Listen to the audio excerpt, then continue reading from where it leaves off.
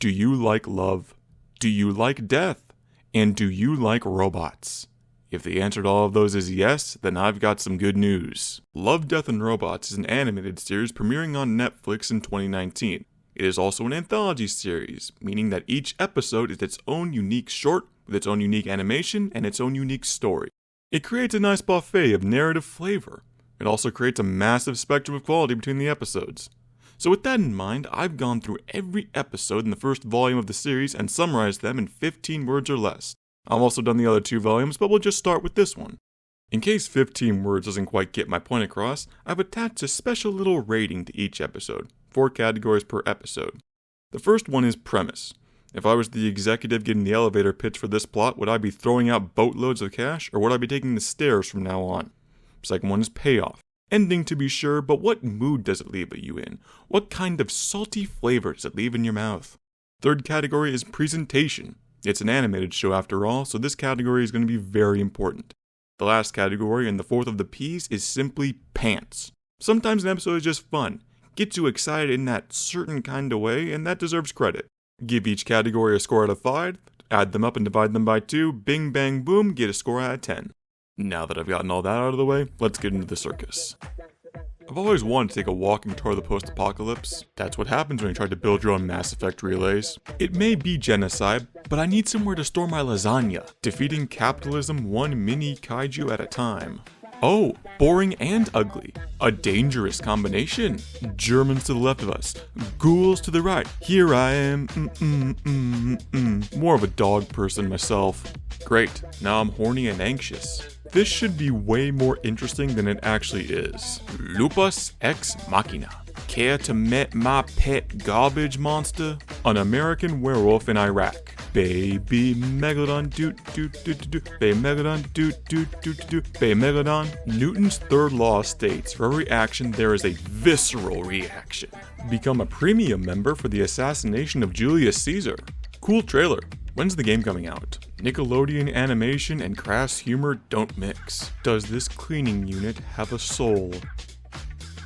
That's every episode of the first volume, and a lot of them deserve a deeper look, but I'll only cover 3 specifically. The worst one of the lot, because I'm nothing if not spiteful.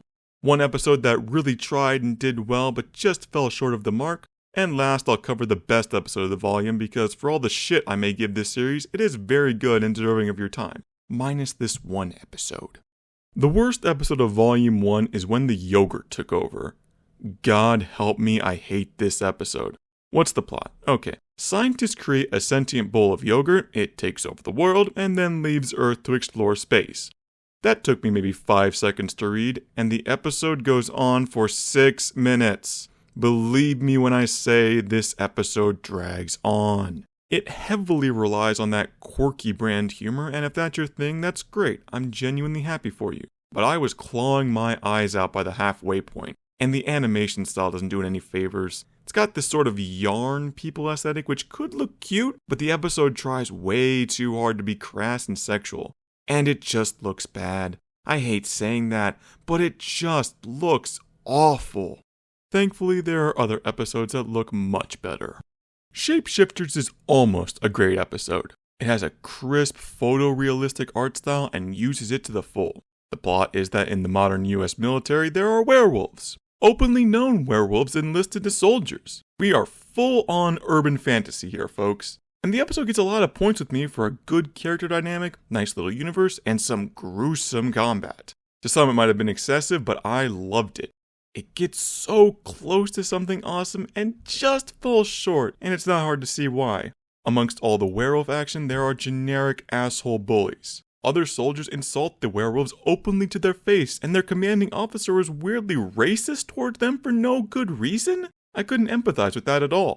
The wolves are on their side, they're friendly as anyone else, and they could rip your fucking head off if they get pissed. Why are you calling them names? It's supposed to create this outsider feeling, I think, but there are way better ways to do that. Shapeshifters struts, though you'll notice when it stubs its toe on the coffee table.